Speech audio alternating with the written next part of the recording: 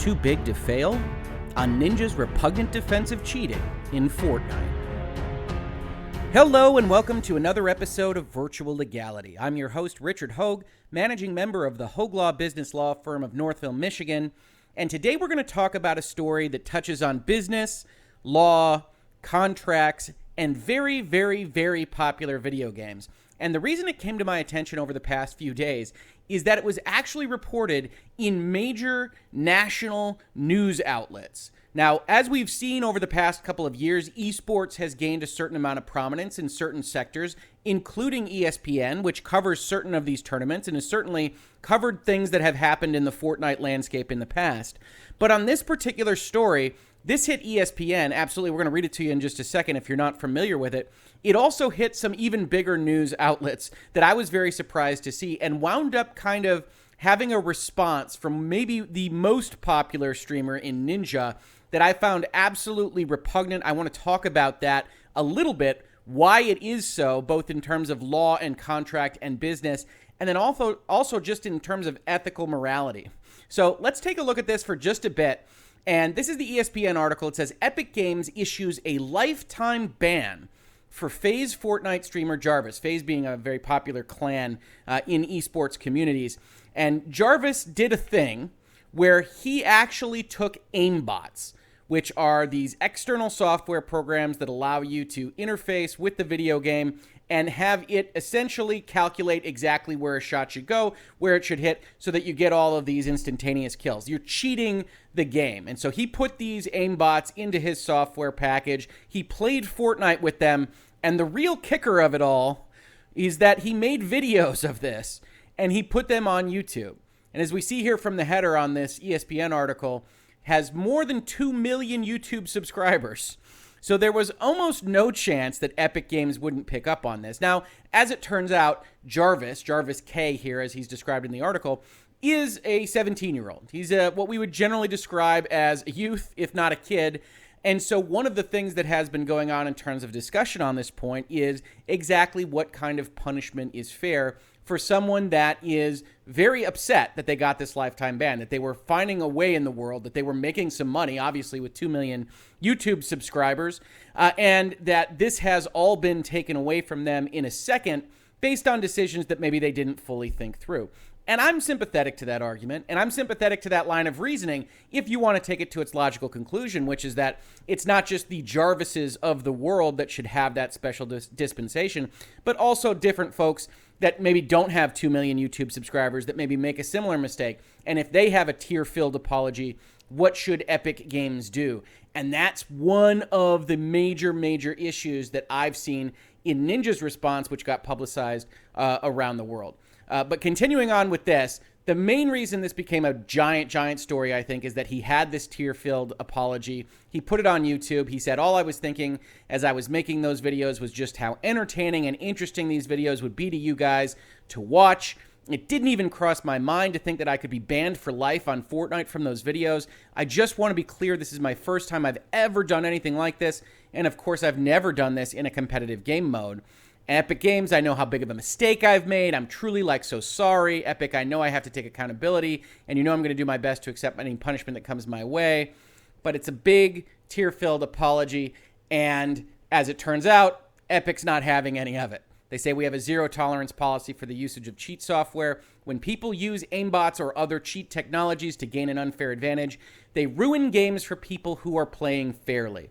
And I think that's really the important bit of this that gets lost. When we see it in other articles, and I wanted to bring up the one that was big enough where I said, wow, okay, so this has really hit the national press. This was a CNN Entertainment article. A Fortnite superstar has been banned for life for cheating. And it goes on and kind of describes the whole situation as well and kind of explains what cheat technologies are a little bit.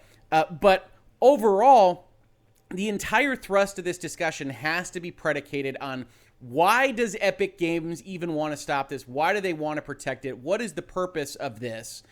And I think the concept here, if you're not familiar with it, really has to be, what is the value proposition of the goods we're putting out into the market, right? If you're Epic Games, we're talking business here. We're not specifically talking law. I've pulled up the Epic Games Store end user license agreement because I want to talk to you about it a little bit, and I want to talk to you about the language that this particular action from Jarvis is covered by. But just in terms of business, you've got a product out there. It depends on online interactions. It depends on multiplayer. Fortnite doesn't exist. We can talk about Save the World some other time. But Fortnite doesn't exist without multiplayer interactions. And if you have cheaters in that pool of people, what you've got is, on the margins, a lowered value proposition for everybody else. Right? I think if you're a gamer, if you play these online games, you're familiar with this. You pop into a game of Apex Legends, or you pop into a game of Fortnite or anywhere else, and it's obvious that somebody is cheating. Or if you're playing a game with kill cams or whatever you might say, could give you a image of what the other player was seeing, and it doesn't make any sense for what happened to you. You know that there are cheaters out there, and you can live with that to some extent. It's very difficult for these software companies to control it completely. But if they don't do anything, they don't have any protections, if there aren't any penalties for cheaters, then ultimately the pool of people that are playing in these games winds up becoming more and more and more cheat heavy.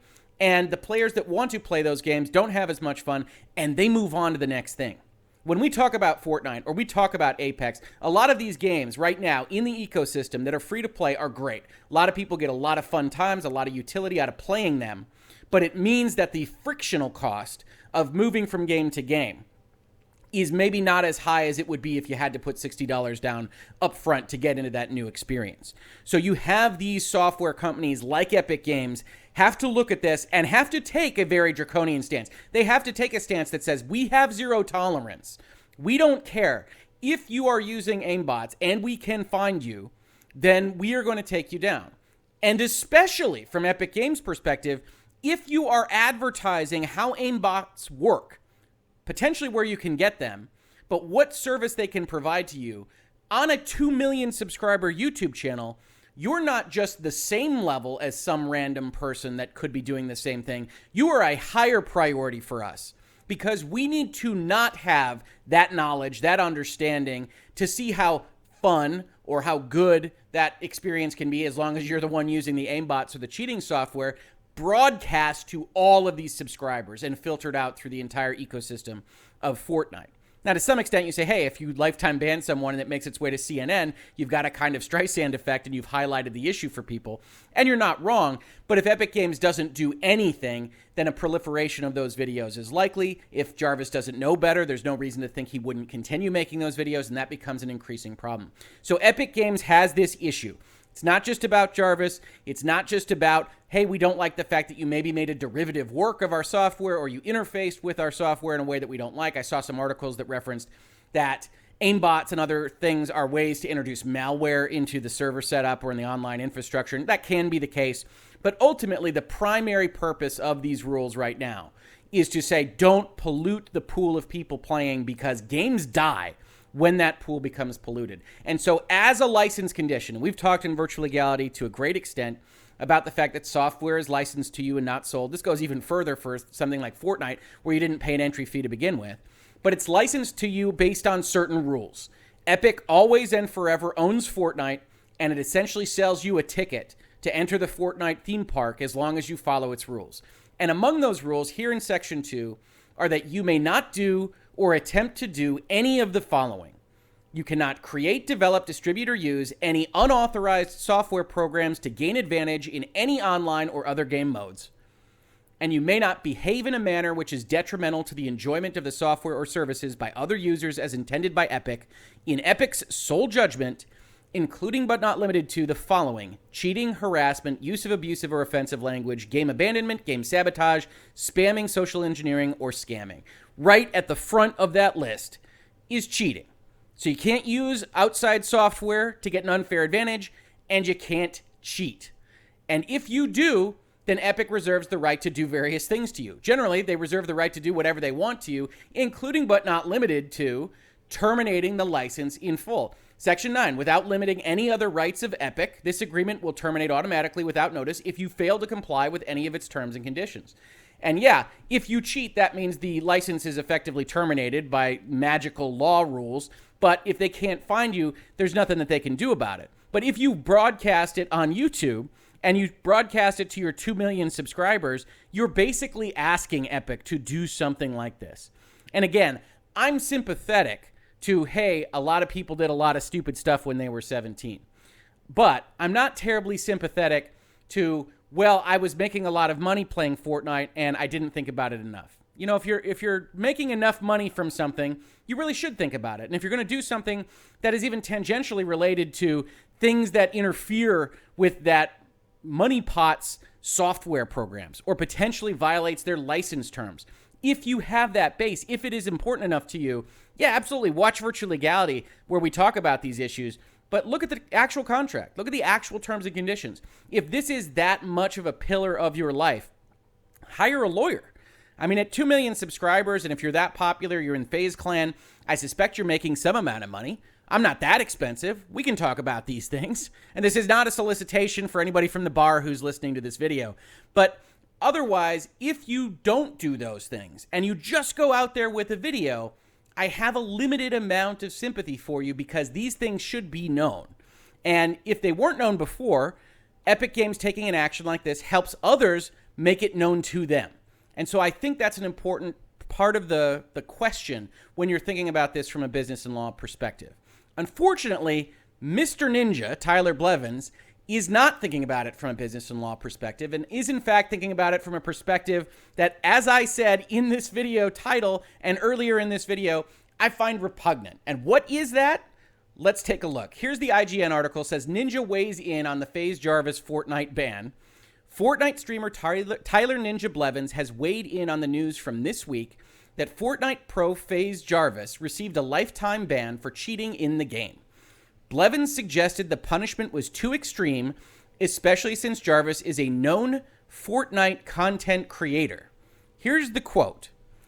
There's a difference between a content creator who has millions of subscribers, hundreds of thousands of followers, who gets banned from what literally makes him money, and some kid who is just a piece of shit, who has absolutely zero following, has zero money that comes from Fortnite, from gaming, and hacks. If we break this down, the ultimate concept here is, if I make the company enough money through my content creation, and there's always a kind of tenuous relationship between the content developer and the content creator in terms of Twitch or YouTube or wherever, then if I make them enough money, regardless of how you might treat someone else, you should treat me better. And I have to tell you, if you're familiar with Virtual Legality, you probably know this about me already, but I'm a pretty big supporter of the rule of law. And this isn't a legal issue. This is a contract issue, so it's tangential to law. But it is a concept that is very familiar to those who follow law or who went to law school or who are trained in law. And it's a general concept of equal protection, a general concept that people in like situations should be treated equally. And that is reflective of a certain notion that we might describe as justice. And this goes in entirely the opposite direction. This says, if I make you enough money, you should be nicer to me. And I understand kind of the real politic of this. Tyler Blevins, there's no one that makes more money on this stuff than him. And so he looks at it and says, hey, maybe if you look at my thousands and thousands of hours of streams, not that I used an aimbot necessarily, but maybe I did something that ran afoul of those license terms, or I did something that a content developer could get upset at me about. I don't want that swinging back on me. And so when I think about it, I want to say, hey, we're in a different class. We're in a different tier of people. But to me, I look at this and it's almost exactly the opposite. I already talked about it earlier in this video, but if you've got millions of subscribers, you are much more problematic for Epic Games. You are much more potentially damaging when you do something like advertise the existence and usefulness of aimbots and other cheats. If you are just a kid doing this because, you know, you get your kicks from cheating in Fortnite, to my mind, yeah, absolutely, you should get the same punishment. But if you wanted to go out there and say, hey, I'm just a silly kid, I didn't actually damage anything, nobody knows about this, nobody knows what I did, Epic, can you please, reduce my ban to 6 months or what have you? I think that's a better, stronger case than the case that Ninja here lays out. And as a matter of fact, from a kind of morally ethical position, this is the kind of thought process that results in different people, whether it's politicians or CEOs, business people, media members, whoever it might be that has a position of authority or power. This is the kind of thinking that gets you into places where you see unjust results, whether that's in the law, whether that's in other aspects of culture or your life. This is the kind of thinking that gets you there. And to see it kind of writ large here from a very, very popular streamer who is very, very popular among a number of young people, espousing a view that essentially says, well, you can be punished over there, but not me. I'm too grand. I'm too big. This is exactly the kind of thing. This is exactly the kind of thinking that causes so many problems in today's society, which is not intended as a political commentary as much as just a fact of life, that you can actually see this happen to somebody like Ninja, who gets popular, who gets famous, who gets rich, and winds up having this thought process that says, hey, I'm a part of the marketing arm of Fortnite, and so they should treat me with kid gloves. Okay. Well, I think it's easier to know exactly where he stands if you follow him. I think it's easier to know exactly where he stands on all of this if you don't, if you just see him in these articles. But for me, I do find it a problem. I do find it an issue, and it's completely separate from how the actual contract reads, how you would expect the contract would read, how most people would want a faceless corporation to act. Two people do the same thing. Two people get the same punishment. If you actually think that anybody wants that corporation to say, well, you make us $10 million, so we'll treat you nicer, and you don't make us anything, so we'll kick you out, and who cares if you're crying on your YouTube channel? I don't think that's any way that people want corporations to behave. And certainly, if I were counsel in the room to Epic, it would definitely not be the way I recommend for them to behave. Although to have Ninja call them out like this is not great for them, obviously. He continues with saying, I'm just trying to be a little realistic. Okay, saying that you shouldn't have favoritism a little bit with content creators is just kind of silly. So he doubles down, and this goes on. I think this clip is actually linkable from this IGN article that Daily Clip Central and Green Man Gaming pulled out from what was a Fortnite Mixer stream, now that Ninja has moved from Twitch to Mixer. But overall, it's off the cuff, but obviously it's off the cuff from a figure like Ninja, and it became a big enough deal that it was reported here on IGN and elsewhere across the video game landscape. And I thought it was important enough to kind of talk about it from kind of a philosophical perspective and from a law and business perspective, because I did find the defense so problematic.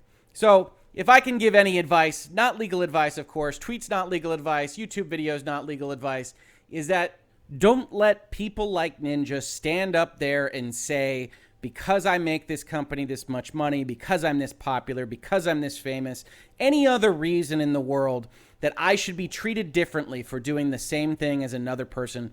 Don't let that be your dominating philosophy.